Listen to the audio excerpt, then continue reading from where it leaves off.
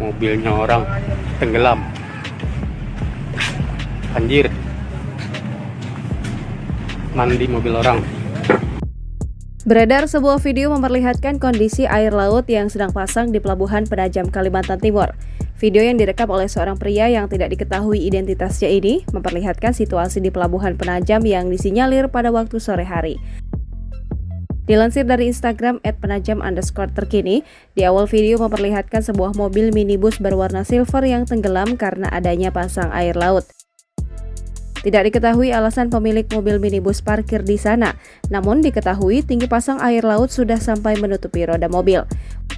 Unggahan pada Senin 16 Mei 2022 ini ramai ditanggapi oleh warganet. Ada yang menyayangkan pemilik mobil karena parkir di sana.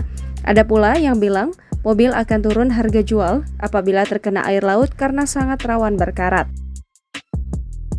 Video yang berdurasi 30 detik itu telah disukai sebanyak 2.000 pengguna Instagram.